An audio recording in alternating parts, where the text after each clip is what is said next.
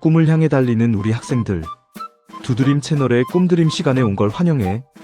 시험 기간만 되면 책상에 앉아있긴 한데 머릿속에 안 들어와서 답답한 적 있지? 분명히 다 외웠다고 생각했는데 뒤돌아서면 까맣게 잊어버리는 마법 같은 내 머리. 대체 왜 이러는 걸까? 내 머리가 나쁜 걸까? 절대 아니야. 그건 네 머리가 나빠서가 아니라 뇌가 좋아하는 암기법을 몰라서 그래. 오늘은 노력한 만큼 성적을 쭉쭉 올려줄 절대 잊어버리지 않는 뇌과학적 암기법 5가지를 준비했어. 오늘 영상 끝까지 보면 다음 시험 성적은 확실히 달라질 거야. 자, 시작해볼까? 첫 번째, 에빙하우스의 망각 곡선을 이기는 분산 반복법이야. 우리 뇌는 한 번 본 정보는 중요하지 않다고 생각해서 금방 지워버리려는 습성이 있어. 에빙하우스라는 학자에 따르면 우리가 무언가를 배우고 10분만 지나도 망각이 시작된대. 그리고 하루가 지나면 놀랍게도 70%를 잊어버린다고 해. 그럼 어떻게 해야 할까? 뇌가 정보를 지워버리려고 할 때쯤 다시 머리에 입력해주는 거야. 복습 주기를 1시간 후, 하루 뒤, 일주일 뒤, 한 달 뒤로 나눠서 반복해봐. 벼락치기로 하루에 10시간 공부하는 것보다 하루 1시간씩 10일을 공부하는 게 뇌에 훨씬 더 오래 강하게 남아. 다이어리나 플래너에 아예 복습 날짜를 미리 적어두는 걸 강력하게 추천할게. 두 번째 암기법, 바로 파인만 기법이야. 노벨 물리학상을 받은 천재 리처드 파인만의 공부법이지. 이 기법의 핵심은 아주 간단해. 초등학생에게 설명할 수 있을 정도로 쉽고 완벽하게 말해보기야. 방금 공부한 단원을 덮고 허공에 대고 가상의 초등학생을 상상해봐. 그리고 방금 배운 개념을 아주 쉬운 말로 가르쳐보는 거지. 만약 설명하다가 막히거나 어려운 단어를 써야만 설명이 된다?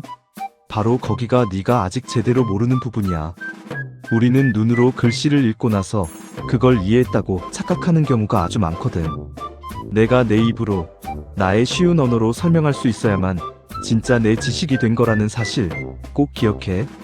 세 번째는 청킹과 스토리텔링 기법이야. 무작정 알파벳이나 숫자를 나열해서 외우려고 하면 뇌가 심한 거부감을 느껴. 이럴 땐 정보에 의미를 부여해서 덩어리로 묶는 청킹이 필요해. 예를 들어 전화번호 11자리를 외울 때 따로 외우지 않고 세 단어로 묶어서 외우는 것처럼 말이지. 특히 역사나 사회 과목처럼 흐름과 암기가 동시에 중요한 과목은 단어들의 앞글자만 따서 스토리를 만들어봐. 조금 유치하거나 말도 안 되는 웃긴 이야기일수록 좋아. 감정이 섞이거나 어이없이 웃긴 스토리일수록. 우리 뇌의 기억 저장소인 해마가 강하게 자극을 받아서 절대 안 까먹거든. 네 번째, 최강의 암기법이라고 불리는 백지복습법, 즉 적극적 인출이야. 이건 진짜 1등급 학생들이 숨겨놓고 쓰는 비법이야. 교과서에 예쁜 형광펜으로 밑줄 치며 10번 읽는 건 공부를 하는 게 아니라 단순히 눈 운동을 하는 것과 같아. 뇌가 편안하기 때문에 기억에 남지 않아. 단원을 다 공부했다면 책을 덮고 완전한 백지와 검은 펜 하나를 꺼내.